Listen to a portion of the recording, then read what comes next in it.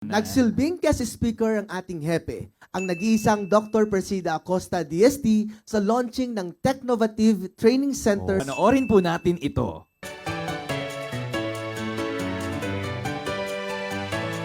We can't contain our gladness.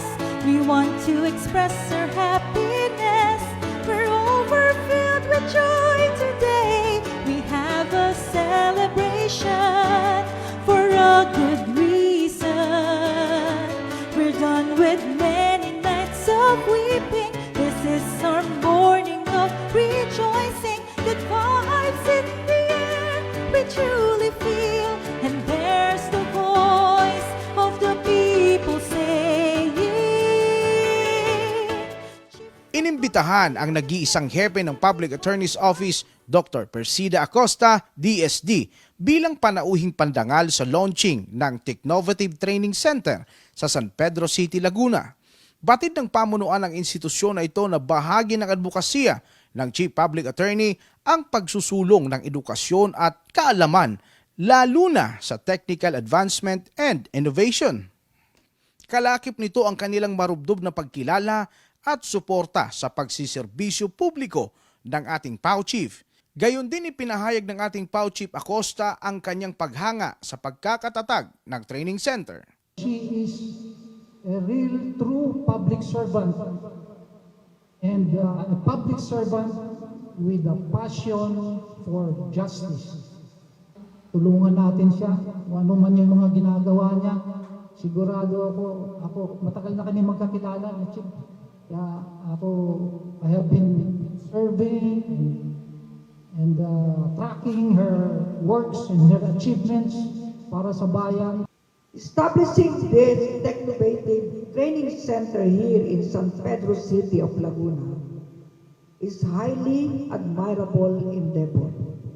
Pinabati ko po ang mag-asawang ebanghelista sa kanilang masigasig at matibay na pagmamalasakit para linangin ang kaalaman ng kabataang Pilipino at magkaroon ng matatag na trabaho. Kahit po yung may mga edad na nakapasa ng abogasya, ay hindi po magiging abogado ngayon kundi marunong mag-computer. Kaya pwede siguro silang mag-enroll dito para matutong gumamit at mag-troubleshoot ng mga computer.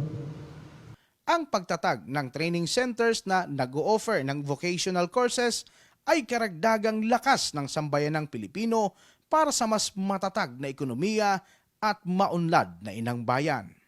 Isang magandang simulain po ang nagaganap ngayon dito sa paglulunsad nito. Simulain kaakibat na pinatitibay at pinayayabong ng isang bagong umaga na matagal ko na pong pinapangarap. Kalinsabay ng isang bagong Pilipinas na isinusulong ni President BBM. Kami po ay inyong kaisa sa pagpapatatag ng teknolohiya at ekonomiya sa ating bayan na inyong isinusulong sa pamamagitan ng edukasyon. Chief Acosta, you're defending the people's rights. You keep on fighting the good fight. The justice and public service. You've dedicated your life.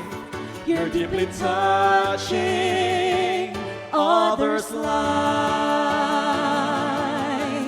Chief Acosta, you're defending the people's rights. You keep on fighting the good fight. Para sa hashtag Pala News, ako po si Gerald Ranyes. Katarungan laban sa kahirapan. Ayan, shout out at maraming salamat po sa Technovative Training Center Incorporated sa San Pedro, Laguna. Maraming salamat po Sir Eduardo Evangelista at kay Doktora Evangelista.